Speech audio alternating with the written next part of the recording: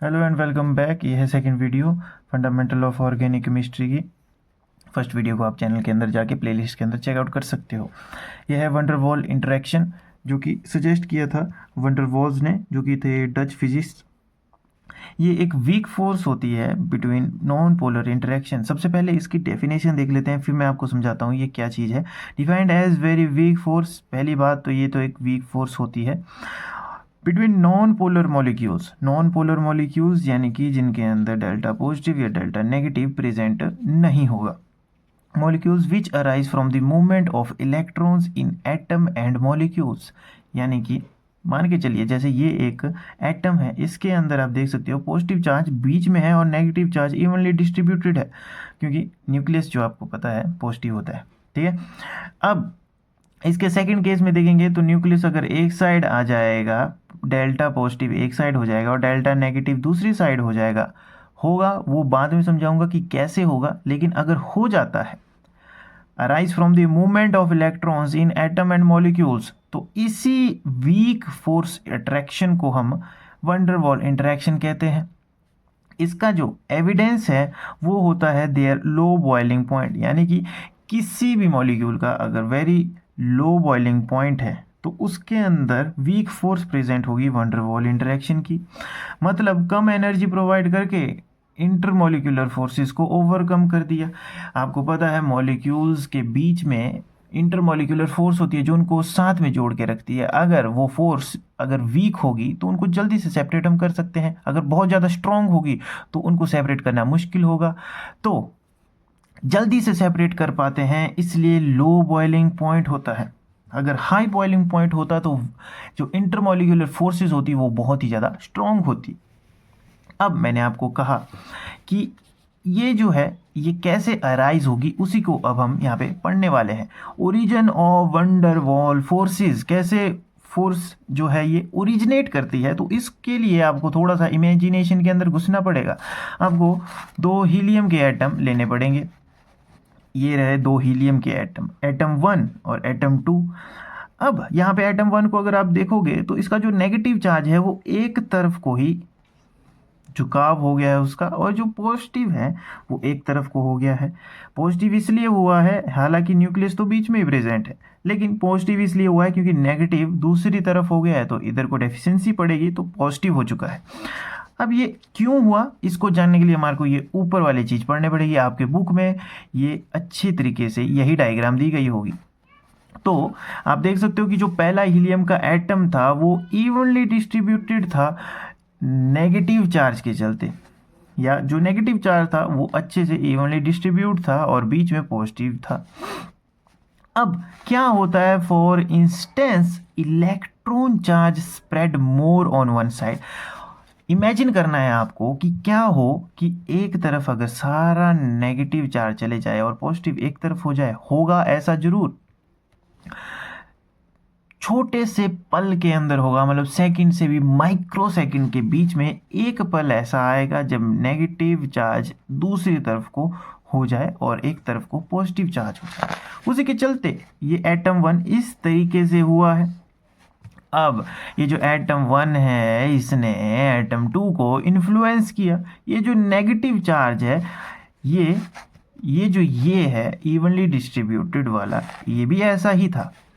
ढंग से अगर आप समझोगे तो ये भी इसकी तरह ही था, लेकिन जो नेगेटिव चार्ज आया उसने इसके नेगेटिव चार्ज को रिपेल किया, जो कि उल्टी साइड को चले गया, और रहा क्या, पॉजिटिव चार्ज।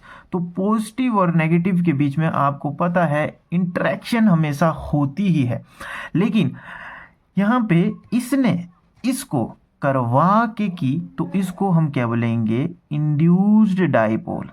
ठीक है, इंस्टेंटेनियस इंड्यूस्ड डाइपोल, यानी कि इसने इसको इंड्यूस करा डाइपोल बनाने के लिए। लेकिन था तो ये पहले कैसा, पॉजिटिव भी नहीं था नेगेटिव नहीं था, इवनली स्प्रेड था क्या, ये बढ़िया पोलर था। लेकिन इसने इसको क्या किया, नॉन पोलर बनाया, तो क्या किया, इंड्यूस्ड डाइपोल किया। सिमिलर केसेस भी हम देख सकते हैं मीथेन के अंदर या कार्बन टेट्राक्लोराइड के अंदर। लेकिन कार्बन टेट्राक्लोराइड तो हम देख सकते हैं यहाँ पे ये तो पोलर है, नहीं, पोलर होने का मतलब ये नहीं है कि आपके पास डाइपोल मोमेंट होगी। जैसे आप देखोगे यहाँ पे पॉजिटिव तो है, यहाँ पे नेगेटिव है चारों तरफ, लेकिन क्या होगा, इसके पास सिमिट्री प्रेजेंट है। सिमिट्री के चलते क्या होगा, no net dipole moment. Dipole moment तो है बट कैसा है, नो नेट डाइपोल मोमेंट। ठीक है, पोलर तो है लेकिन डाइपोल मोमेंट नहीं है।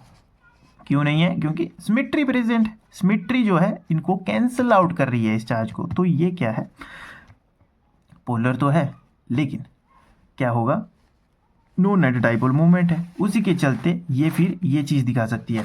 मैं इसकी बात क्यों कर रहा हूँ, अगर आप ढंग से समझोगे तो यहाँ ऊपर हमने बोला था between non polar molecules, sorry positive charge यहाँ पे न्यूक्लियस की मदद से और नेगेटिव चार्ज इलेक्ट्रॉन की मदद से आया हुआ है, जो कि क्या हुआ, एक दूसरे की मदद से इंड्यूस हो रहा है। ठीक है, तो इसी चीज़ को हम बोलेंगे कि ये वंडर वॉल फोर्सेस क्यों होती है, तो due to temporary dipole induced dipole interaction. क्या होगा, डाइपोल डाइपोल इंटरेक्शन तो हुआ लेकिन इंड्यूस्ड हुआ, बस इतना सा ही फर्क है डाइपोल डाइपोल इंटरेक्शन में और वंडर वॉल फोर्सेस में। इसमें क्या होगा, इंड्यूस्ड होगा। ठीक है, यहाँ पे इंड्यूस्ड होगा कैसे, जैसे मैंने आपको बताया कि कोई एक जो होगा एटम वो इस तरीके से प्रेजेंट होगा किसी भी छोटे से सेकंड के अंदर, छोटे से माइक्रो सेकंड, एक पल के अंदर इस तरीके का फॉर्म लेगा, जो कि दूसरे को भी ऐसा बनाएगा, दूसरा फिर तीसरे को, तीसरे का चौथे को, और ऐसे ये चेन चलते रहेगी। तो ये हो गया वंडर वॉल इंटरेक्शन का। तो अब इसको एक बार फिर से समझ लेना, factor influencing van der wall, London force या डिस्पर्सन फोर्स, इनको इन तीनों नामों में बोला जाता है। क्वेश्चन आएगा, बहुत ही ज़्यादा इंपॉर्टेंट क्वेश्चन है ये, और ये तो आएगा ही आएगा, factor influencing van der Waals forces. ठीक है, तो सबसे पहला है number of electrons in the molecules. बहुत ही इजी है, नंबर ऑफ इलेक्ट्रॉन्स अगर बढ़ेंगे तो number of chances to be unsymmetrical of electron charge. Unsymmetrical आप समझे, वही कि पॉजिटिव का एक तरफ हो जाना, नेगेटिव का एक तरफ हो जाना, तो वही उसके चांसेस बढ़ेंगे। ठीक है, हमने क्या बोला पीछे, हमने इमेजिन किया था कि एक सेकंड में कहीं ना कहीं कभी ना कभी ऐसा होगा कि अनसिमेट्रिकल हो जाए, तो वही है ये कि उसके नंबर ऑफ चांसेस इंक्रीज होंगे। ठीक है, यहाँ पे इंक्रीज होंगे, उसके चलते क्या होगा, वंडर वॉल फोर्सेस इंक्रीज होगी। साइज ऑफ मॉलिक्यूल क्या है, साइज ऑफ मॉलिक्यूल और मॉलिक्यूलर वेट दोनों का सेम इन्फ्लुएंस होता है। साइज बढ़ेगा, सरफेस एरिया बढ़ेगा, सरफेस एरिया बढ़ेगा तो चांसेस बढ़ेंगे वही अनसिमेट्रिकल के, और वंडर वॉल फोर्सेस बढ़ेंगी। ठीक है, that is why as boiling point of a series of similar compound generally increase as the molecular weight increases. जैसे अल्केन्स हम ले लेते हैं, जिसके अंदर क्या होगा, methane, ethane, propane, butane, pentane, इन सब में क्या होगा, बॉइलिंग पॉइंट बढ़ते जाएगा। क्यों बढ़ते जाएगा, क्योंकि मॉलिक्यूलर वेट भी इंक्रीज हो रहा है, ज़्यादा सरफेस एरिया मिलेगा और वंडर वॉल फोर्सेस इंक्रीज होगी। ध्यान रखना, वंडर वॉल फोर्सेस जहाँ पे कम होगी वहाँ पे क्या होगा, बॉइलिंग पॉइंट लो चले जाएगा। क्यों चले जाएगा, क्योंकि इंटरमॉलिक्यूलर फोर्सेस अगर लो होगी तो जल्दी से हम उनको सेपरेट कर पाएंगे। टेम्परेचर एंड प्रेशर की बात करें तो टेम्परेचर होना चाहिए लो, प्रेशर होना चाहिए हाई। अब टेम्परेचर अगर लो होगा तो random movement decreases causes more chances. आपको पता है टेम्परेचर अगर कम होगा तो जो मॉलिक्यूल होंगे वो धीरे धीरे हिलेंगे। ठीक है, थोड़ा कम हिलेंगे, मतलब जो रैंडम मूवमेंट होगी उनकी डिक्रीज होगी और मोर चांसेस होंगे कि अनसिमेट्रिकल होने के, वही अनसिमेट्रिकल होने के जो यहाँ ऊपर हम बात कर रहे हैं। ठीक है, प्रेशर हाई होना चाहिए, मॉलिक्यूल जल्दी क्लोजर आएंगे, जिसके चलते चांसेस बढ़ते हैं। अब एक इंपॉर्टेंट है कि मॉलिक्यूलर शेप, जैसे यहाँ पर हमारे पास एन पेंटेन है और नियोपेंटेन है तो दोनों एक ही चीज़, 5 ही कार्बन है, लेकिन यहाँ पे क्या है, स्ट्रेट चेन है, जिसके चलते मोर सरफेस एरिया मिलेगा। तो हमने ऊपर बात करी थी, मोर सरफेस एरिया मिलेगा तो क्या होगा, वंडर वॉल फोर्सेस इंक्रीज होगी। और ये क्या है, कॉम्पैक्ट है, ये कॉम्पैक्ट है तो यहाँ पे सरफेस एरिया थोड़ा कम है।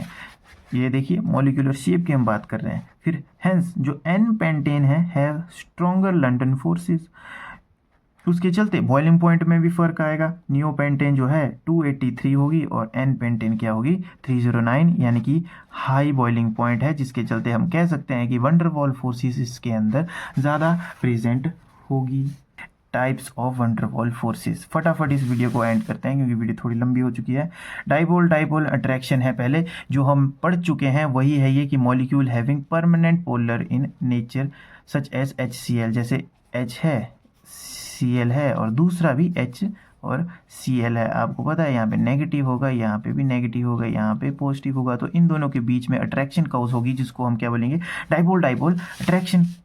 फिर आएगी डाइपोल इंड्यूस्ड डाइपोल अट्रैक्शन। अगर आपको एग्जाम के अंदर ये क्वेश्चन आएगा कि ये क्या होती है, तो आपने पीछे जो मैंने पूरा समझाया है वो सब यहाँ पे लिखना होता है। ये वही है कि these forces operate between molecules, one of two molecules in non polar, ठीक है, उनमें से कोई एक नॉन पोलर होना चाहिए या दोनों भी हो सकते हैं। Under the influence polar molecules form a temporary dipole. Temporary dipole का क्या मतलब, जिस तरफ नेगेटिव चार्ज एक तरफ हो गया था और पॉजिटिव चार्ज एक तरफ हो गया था, उसी को हमने टेम्पररी डाइपोल बोला है इन नॉन पोलर मॉलिक्यूल। ये देखिए ये है, ये टेम्पररी डाइपोल है, यहाँ पे भी आप देख सकते हो, तो ये भी एक टेम्पररी डाइपोल है, ठीक है। टेम्पररी कुछ ही टाइम के लिए बना है, लेकिन ये सीरीज चलाएगा, आगे से आगे को ये क्या करेगा, इंड्यूस डाइपोल देते रहेगा। तो जैसे एग्जाम्पल के लिए वाटर और जीनोन गैस है, इसके चलते क्या होता है, दिस काउजेज स्पेरिंगली सॉल्यूबल या सॉल्युबिलिटी इन H2O। जीनोन गैस इसलिए सॉल्यूबल होती है वाटर के अंदर, यही कारण है। फिर आती है लास्ट में वंडर वॉल रिपल्सन। देखिए ये एक एटम है, ये दूसरा एटम है, यहाँ पे पॉजिटिव, यहाँ पे भी पॉजिटिव लेकिन नेगेटिव, और इन दोनों के बीच में अट्रैक्शन होगी, इसको हम R मान लेते हैं, ठीक है। तो magnitude of force increase when non bonded molecule came closer. इनका मैग्नीट्यूड बढ़ता है जैसे कि जैसे इनके ये पास आते रहती हैं, ठीक है। When the attraction become maximum then distance between minimum value R is equal to sum of van der Waals radii. देखिए मॉलिक्यूल्स का एक लिमिट होती है, वो कितने पास आ सकते हैं। देखिए जैसे इतने पास आ जाएंगे तो इसको हम बोलेंगे सम ऑफ वंडरवॉल रेडियाई।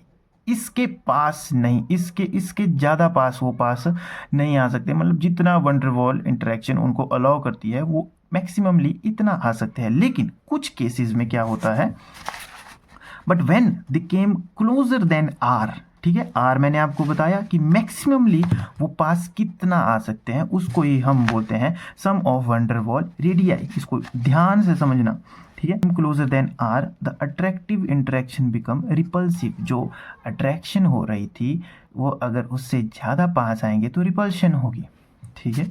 तो यहाँ पे होगी रिपल्शन। इसके एग्जाम्पल की बात अगर हम करें तो ये एक साइक्लोहेक्सेन है, इसके पास यहाँ पे 2 हाइड्रोजन है, इनको हम फ्लैगपोल हाइड्रोजन भी बोलते हैं। इनके बीच में एक रिपल्सिव इंटरेक्शन प्रेजेंट होती है। अब मैंने कहा था कि रिपल्सिव इंटरेक्शन कहाँ पे प्रेजेंट होगी, जब R से ज़्यादा वो क्लोजर आ जाएंगे। और ये रही R क्या होती है, एक मैक्सिमम वैल्यू होती है कि 2 मॉलिक्यूल्स कितने पास आ सकते हैं वंडरवॉल इंटरेक्शन के चलते। तो ये उससे ज़्यादा हो जाएंगे तो एक रिपल्सिव फोर्स बन जाएगी, और इन दोनों के बीच में रिपल्सिव फोर्स है, क्योंकि यहाँ पे जो R है वो 250 pm है। अब 250 pm से ज़्यादा ये पास आ गए हैं, इनका है 183 pm, ठीक है, इन दोनों के बीच का डिस्टेंस। उसके चलते यहाँ पे रिपल्सिव इंटरेक्शन हो जाएगी, क्योंकि ये वंडरवॉल इंटरेक्शन की जो कंडीशन है उसको मीट नहीं कर रहे हैं, तो उसके चलते यहाँ पे एक रिपल्सिव फोर्स आ जाएगी। तो मिलते हैं नेक्स्ट वीडियो में, बाय बाय।